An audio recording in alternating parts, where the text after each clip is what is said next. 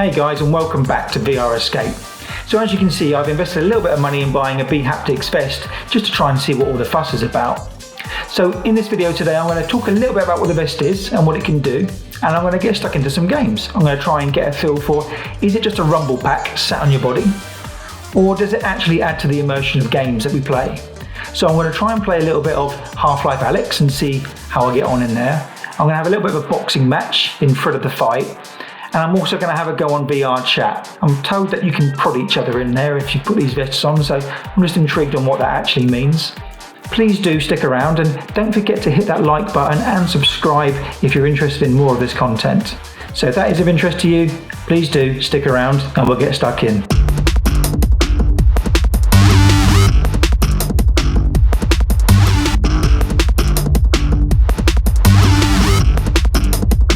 So Bhaptics is a Korean company that during CES 2021 presented back two new haptic vests, the TactSuit X16 and the TactSuit X40.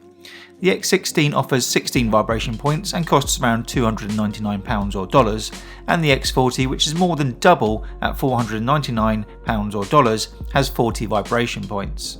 Bhaptics also offers additions over just the vests. They have things like the Tactile for the face, Tactosy for the arms, hands and feet. For the face you're looking at £149 or dollars, hands $249, sleeves $249 and the feet $249. If you buy this as a bundle pack, you're going to look at around $1,400.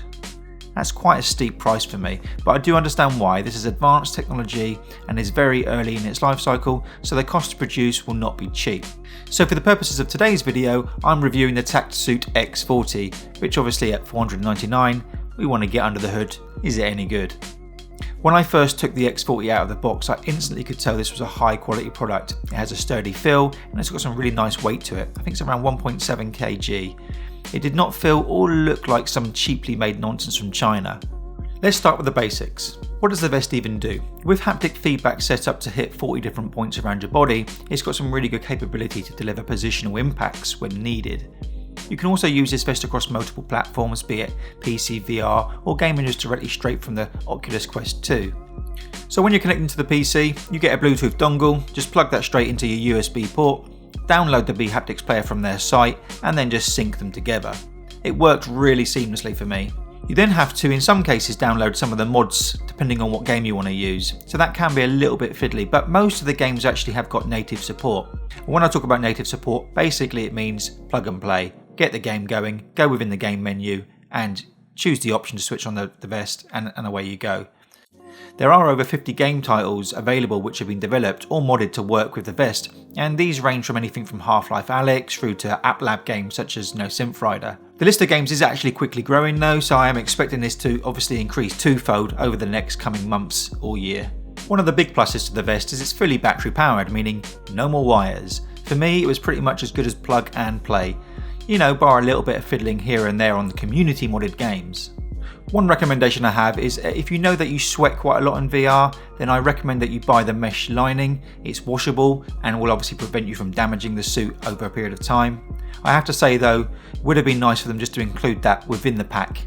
Upon receiving the vest, I had around about 60% charge, which was more than enough to have a good play on it. The total charging time from point to being empty is around 5 hours.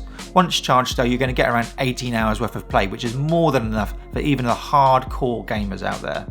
All the straps are adjustable, so no matter the body size, you're going to be fine with this. I think it goes anywhere from 25 inches to 50 inches. My first impressions using this wasn't one of being blown away, it felt like I was just wearing a rumble pack. However, the more I used it, the more I started to quickly see that with the good game development going on, actually the use cases were starting to really tally up. To the point that when I played a game without it, it felt like something was missing. Playing Life Alyx is a good example of this. Walking around you hear the odd explosion and you get a little rumble here which makes you more aware of the surroundings and what's going on within the game. Up in the top left hand corner, that's actually my vest, so you can actually start to see within the game where I'm actually feeling those sensations, just to give you a bit of an idea of what's going on. So here's just a little bit of gameplay from Life Alyx.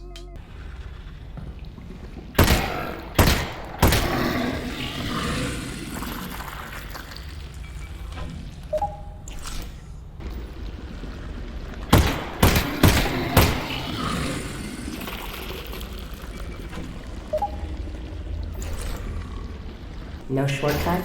Yeah, that is the shortcut. Gosh. Woo!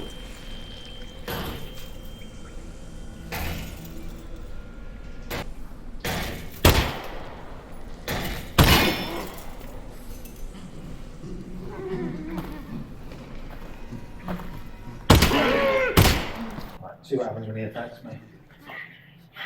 Oh, yeah, feel that. Oh.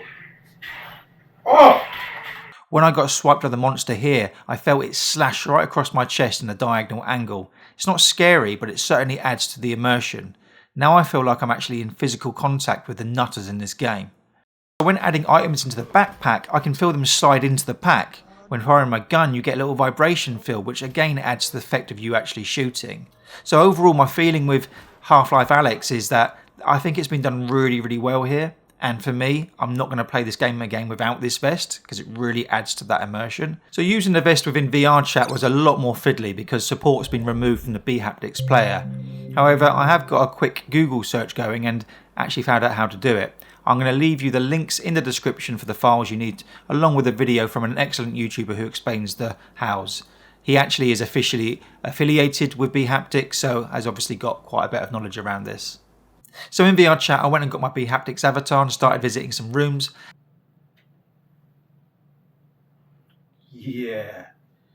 Ah. Ah. Ah.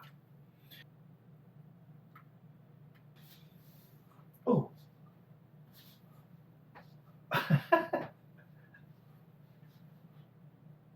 Yeah, that works.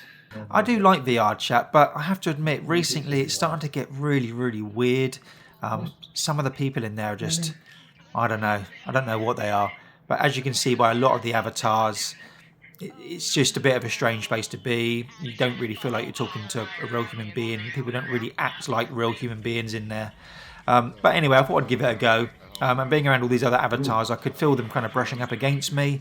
I was getting little vibrations here. Weird. I then got prodded by someone, and that kind of felt a bit weird, but kind of cool at the same time that I'm now actually interacting with people in there, be it that they're prodding me. I quickly started to feel a bit weirded out by it though, so I kind of just didn't really stay in there very long. For me, it wasn't really about VRChat or even the vest. I think more so that the people in there, yeah, probably wasn't the right experience for me. I'm going to go back in here again and try this probably with my friends, and it might be a bit more fun. I think what I may have just stumbled into here though is that maybe the vests aren't really built for social experiences. Maybe it isn't the right place, and potentially maybe that's why Bhaptics has pulled it from the player. My next game was Flight of the Fight. This was obviously playing directly from the Quest and worked brilliantly. Every body shot I got, I felt it, and really added to the immersion of the game. I think this game is where the face haptics would really benefit as well. I'm just going to leave you here for a little bit just to kind of watch some of the gameplay going on.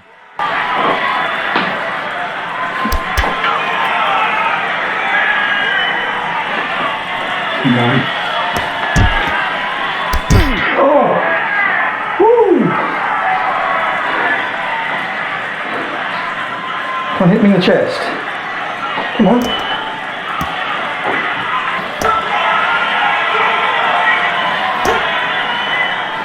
You're rubbish, mate.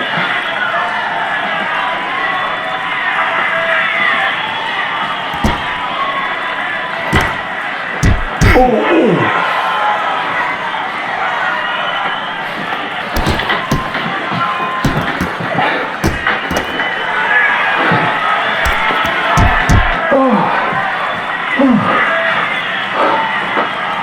Well guys, what did you think? So I've only really touched on a few things in this video, 3 games pretty much, and what's my experience of it.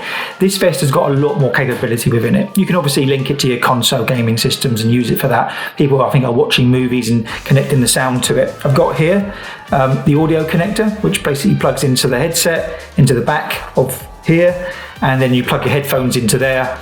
And basically for things like Beat Saber, you can get the rumble working from the the rhythm that's going from those games. I did try it for a little bit. I just found it more like a rumble pack, and it just got a little bit too much for me. But for the immersion of the games, I think it worked great.